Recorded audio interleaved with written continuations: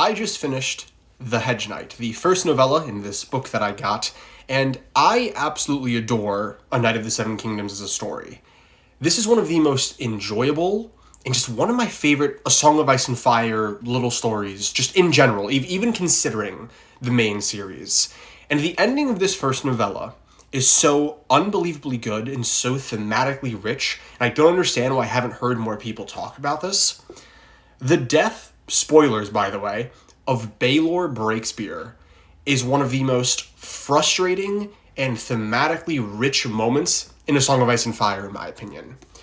Baelor was one of my favorite characters in this story, top 3.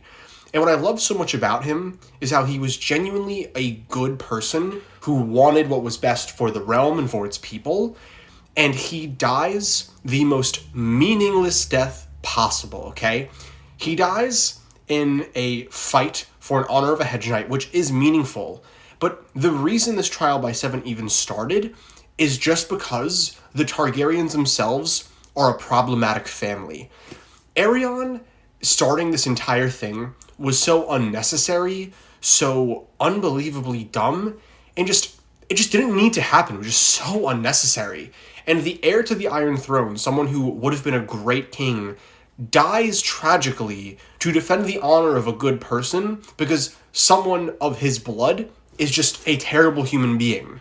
And it's this question of what could have been if Aerion just isn't a terrible human, if he's just even remotely okay. And this is why I find the Targaryen family so frustrating, rightfully so, because this is the way that they're written, is they destroy themselves over and over and over again. They are such a powerful family, and if they were just even remotely reasonable and kind people, they would have been ruling and the realm would have been in a good state for hundreds upon hundreds, if not thousands of years. But because they're all spoiled brats, or at least a good chunk of them, they end up ruining it all, and it drives me crazy.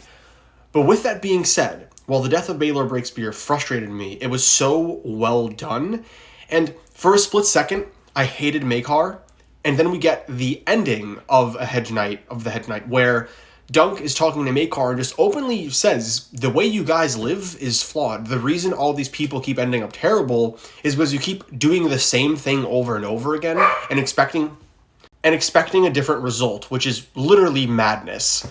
And after Dunk says this, there's this really long pause where you can see Maekar is like working through the idea and wondering if there is some validity to what he's saying.